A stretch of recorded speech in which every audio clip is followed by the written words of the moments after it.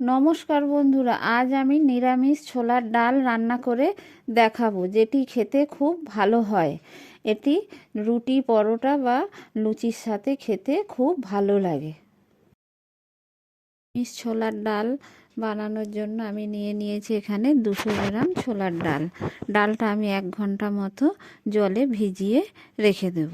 ডালে জল দিয়ে দিয়েছি, দিয়ে ডালটা খুব ভালো করে হাত দিয়ে ভিজিয়ে রেখে দিয়েছি। ডাল ভিজিয়ে রেখে দিয়েছিলাম 1 ঘন্টা। এবার খুব ভালো করে ধুয়ে নিয়েছি।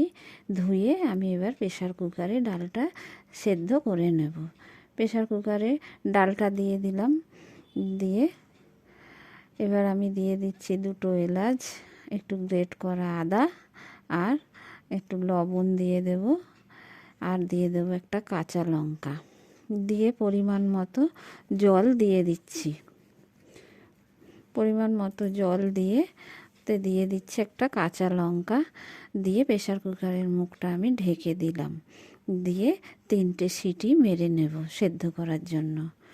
ডাল সেদ্ধ করে নিয়েছি, দেখুন কত সুন্দর সেদ্ধ হয়ে গেছে ডালটা।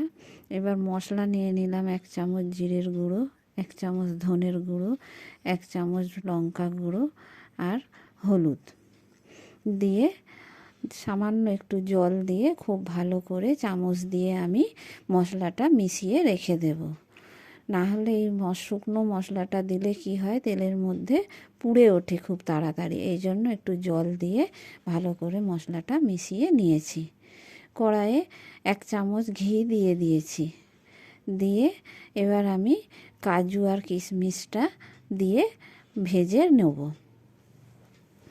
খুব বেশি ভাজবো না, হালকা করে ভেজে আমি তুলে নেব। ভাজা হয়ে গেছে, আমি তুলে নিয়েছি। ওই ঘিয়ের মধ্যেই একটু সরিষার তেল দিয়ে দিলাম। এবার আমি ফোড়নে দিয়ে দিচ্ছি তেজপাতা, শুকনো লঙ্কা, আর দিয়ে দেব গোটা জিরে। দিয়ে ফোড়নটা একটু ভেজে নেব। নিয়ে আমি দিয়ে দেব হিং, 1 চিমটে হিং নিয়ে আমি ওই তেলের মধ্যে দিয়ে দিলাম। দিয়ে এবার দিয়ে দেব গ্রেট করা আদা। 1 চামচ মতো গ্রেট করা আদা আমি দিয়ে দিয়েছি।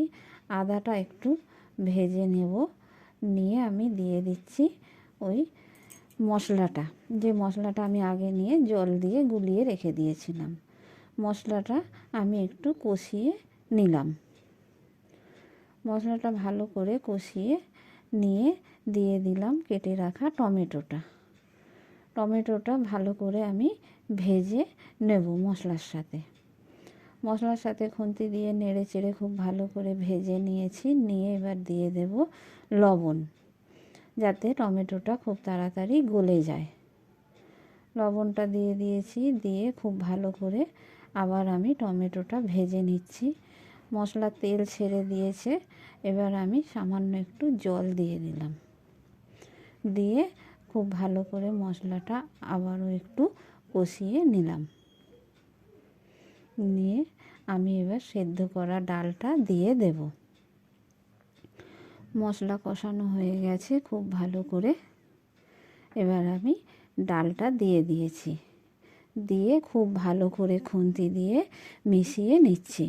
খুব ভালো করে নেড়ে চেড়ে নিলাম। নিয়ে ডালটাকে আমি 10 মিনিটের মতো ফুটতে দেব। ডাল ফুটে উঠেছে। এবার আমি দিয়ে দিলাম ভেজে রাখা কাজু আর কিশমিশটা।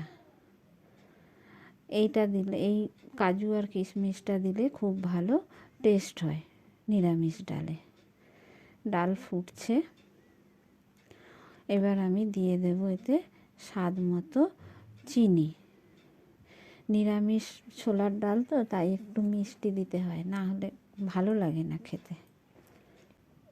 ডালটা রান্না হয়ে গেছে। এবার আমি নামিয়ে নেব। ডাল নামিয়ে নিয়েছি।